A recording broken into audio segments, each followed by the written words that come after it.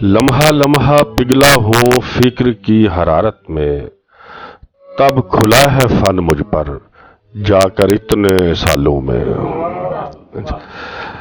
یہ شعر نظر کرتا ہوں جناب خالد محمود شفتہ صاحب کی، اور ملتمس ہوں جناب خالد محمود شفتہ صاحب صدر کی اجازت سے۔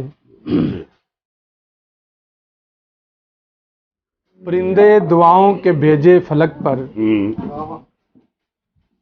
اثر لے کے کوئی بھی لوٹا نہیں ہے۔ واہ! پرندے دعاؤں کے بھیجے فلک پر، اثر لے کے کوئی بھی لوٹا نہیں ہے۔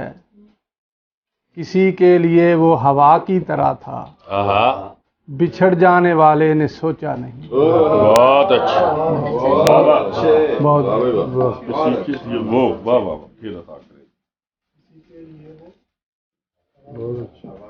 پرندے دعاؤں کے بھیجے فلک پر، اثر لے کے کوئی بھی لوٹا نہیں ہے۔ کسی کے لیے وہ ہوا کی طرح تھا، بچھڑ جانے والے نے سوچا نہیں ہے۔ پنجابی دے دو تین شعر۔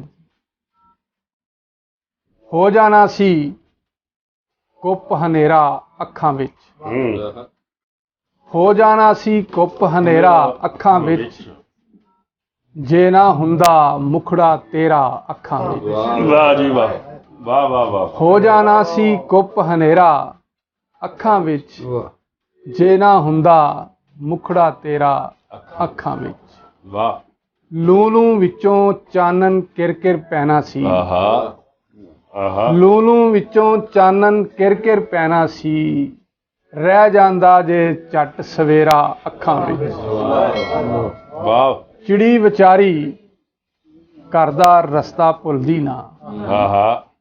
چڑی وچاری گھر دا رستہ بھلدی نہ، لا لیندا جے جگنو پھیرا اکھاں وچ۔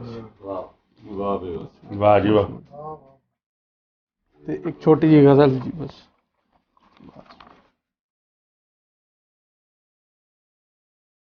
خواباں دی تعبیر کراں کی، خالی اے تصویر کراں کی۔ واہ واہ! خواباں دی تعبیر کراں کی، خالی اے تصویر کراں کی، رت پئی اندروں اندری سردی، برفاں دی تاثیر کراں کی۔ واہ واہ! دل ہن دکھ دا عادی ہویا ہے، سکھاں دی جاگیر کراں کی۔ جگ تے جینا اوکھا ہویا ہے، ساواں دی زنجیر کراں کی۔ واہ واہ واہ! پانی تینے پیاس دے پیرے، نہراں پھر تعمیر کراں کی۔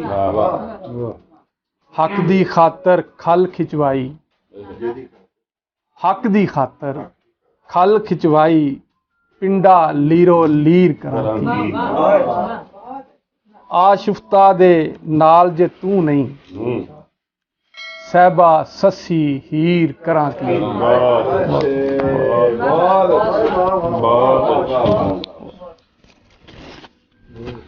واہ واہ واہ واہ واہ! کسی کے لیے وہ ہوا کی طرح تھا، بچھڑ جا